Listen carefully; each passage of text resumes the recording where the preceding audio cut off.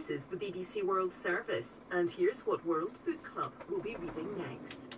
We'll be talking with author Anne Patchett about her novel The Dutch House. It's a dark, modern fairy tale set in post-war America that traces the love between a brother and sister, their vanishing mother, distant father, and jealous stepmother. Spanning 5 decades, the story is told with a fine balance of wit and heartbreak. World Book Club from the 2nd of March. At bbcworldservice.com, Sporting Witness. It's 50 years since 48 people were killed at a football match in Cairo. I've been speaking to Mahmoud Al-Khawaga, who was playing for one of Egypt's top clubs, Zamalek, on the day one of Africa's worst stadium disasters happened. This is the BBC World Service, the world's radio station.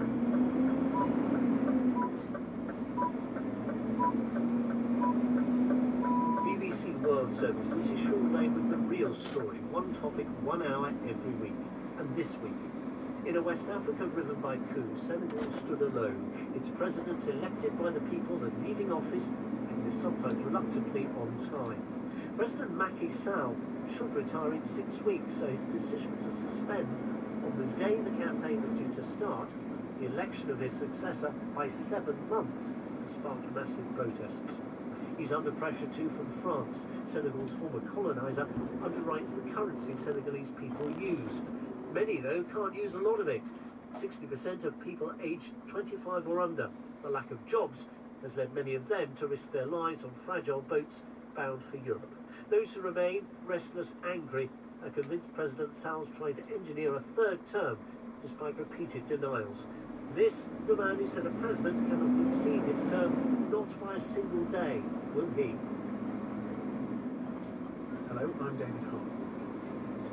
Donald Trump has been ordered to pay more than $350 million for unlawfully inflating his wealth to secure cheaper loans and insurance. The judge stopped short of cancelling his business licenses. Mr. Trump, who's widely expected to be the Republican nominee in November's presidential election, said he would appeal. Sarah Smith is in Washington.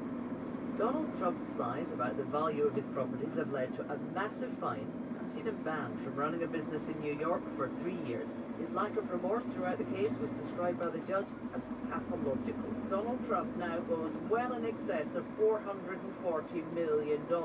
And yet he carries on trying to turn every legal setback into a political advantage. He's already emailed supporters asking them to contribute money to help him, as he puts it, end the witch hunt against President Trump. President Biden has accused Vladimir Putin of responsibility for the death in jail of Russia's most prominent opposition politician, Alexei Navalny. Other Western leaders have issued similar condemnations and paid tribute to Mr. Navalny's courage for standing up to Mr. Putin at great personal cost. Our Europe regional editor Nani Eberhard looks at the reaction from prominent Russians living in exile. There have been some interesting things from Russians in exile. For example, Boris Akunin, who's one of Russia's most famous writers, and he said that there's nothing now that the dictator, as he called President Putin, can do to Navalny, that Navalny had become immortal, and he even speculated whether he may become a bigger threat to Putin in his death than he was in his life. Another exiled Russian, Garry Kasparov, who was formerly world chess champion, said he was murdered slowly and publicly in prison. The Ukrainian army says it has withdrawn from the key eastern town of Avdiivka, to avoid being encircled by Russian forces after months of fierce fighting. Ukraine's commander-in-chief, Alexander Syrski, said he had acted to preserve the lives of his soldiers. African heads of state are gathering in the Ethiopian capital Addis Ababa for an annual summit as the continent continues to grapple with wars, insecurity and the effects of climate change. Kalkidan Daltau reports. From Sudan and Senegal to the Sahel region, instability and political tensions have beset parts of the continent as the African Union kicks off its annual summit. Contrary to the glamour and pomp that accompanies the gathering of the continent's leaders, Africa remains challenged by poverty and climate shocks.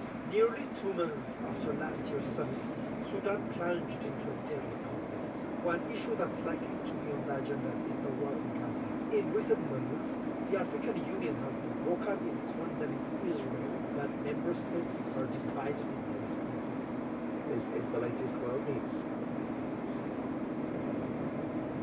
Tens of thousands of Hungarians joined the largest rally against the government for years in Budapest on Friday after a period of months campaigning to the resignation of the president.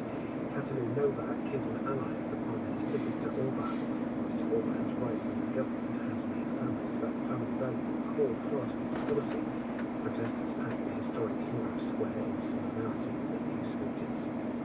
The International Court of Justice says it does not see the need to grant South Africa's request for additional emergency measures to protect Palestinians ahead of Israel's planned ground assault on Rafah. The ICJ said in its ruling last month that Israel should take all possible steps to prevent genocidal acts was sufficient. Israel has said the case is unfounded. Argentina's biggest trade union federation says it's considering calling a general strike over President Javier Milei's decision not to readjust the minimum wage. Mr. Milei said workers and employers should resolve the issue between themselves. For more detail, here's our America's regional editor, Leonardo Rocha. The main union leaders said they might call a second general strike against the new government of Javier Milei because of his decision to basically wash his hands and not get involved. The unions are saying it's a very different situation because we have rampant inflation, 250% a year, an inflation of over 20% in December and January, and people saying we can't survive if we don't change the minimum wage. The Japanese Space Agency has launched its new flagship H3 rocket on a 2-hour test flight after years of delays and 2 aborted attempts. The agency hopes the H3's lower costs and greater payload capacity than its predecessor will help it win launch orders from global clients. Japan's first H3 launch a year ago was abandoned after ignition trouble left the rocket standing motionless on the launch pad. And that's the latest BBC News.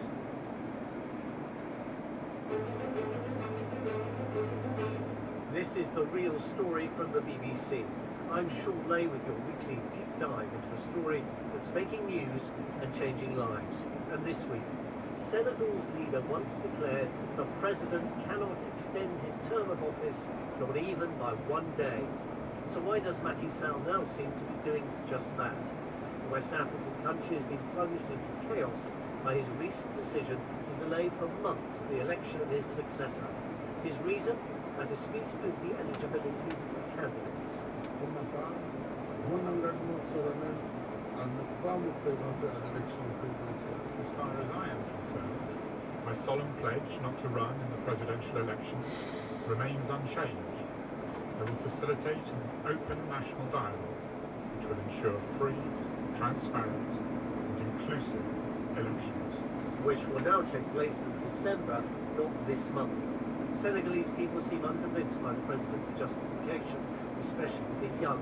60% of the population are under 25 years of age. Many could be heard chanting, Macky Sall is a dictator, as they took to the streets.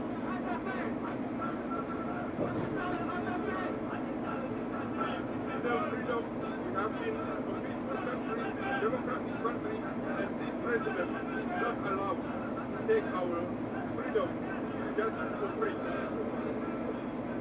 They're planning on keeping the power for almost another 6 months. But it's just a beginning. It's just a beginning. They're going to go on and on and on and on. We don't know. So, as we go on, it's a fair election. Election, that's all we want. No one anything else. So say the politicians declaring the president's action unconstitutional. There's only one date, February 25th, 2024. We're not negotiating, we're not discussing, we're not postponing. It's one date, and we're sticking to it. You know what's the most shocking thing also is, and this is, I think, what frustrates most of us. He did not just push the election date. He's saying that during that period, those 6, 7, 8 months, he remains the president of this republic. How much is this political instability affecting an economy struggling to employ its protesting young? On the one hand, you could find nice economic figures saying that the economy is going well.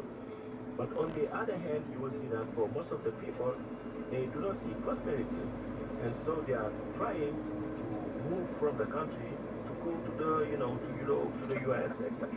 They're not hanging around, and will Macky Sall? His presidential term expires on April the 2nd. Will he leave office that day, just as the Constitution insists he should? Senegal is the only West African country never to have experienced a coup. Or should that be, was the only country? Over the next hour, we're going to explore not just the crisis in Senegal, but what it means for a region of Africa where democracy appears to be in retreat. Our guides on the Real Story panel are Bousso Tall, a freelance journalist based in the Senegalese capital Dakar, recipient of the Chevening Scholar from the University of Glasgow and member of the International Women's Media Foundation. Paul Melly, consulting fellow for the international affairs think tank Chatham House, a journalist specialising on development politics and business issues in Frankfurt, Africa. He joins me here in the studio. And Anu Anwe, the West African correspondent for the Financial Times, joins us from Lagos. A warm welcome to all of you. Before we talk about this month's political turmoil, let's describe the place itself. Senegal in West Africa is a coastal country with Mauritania, Mali, Guinea and Guinea-Bissau as its neighbours. Also Tall in the capital, Dakar. Senegal is often touted as an exemplar democracy in West Africa. Can you paint a bit of a picture for us of how the political culture and that reputation has evolved?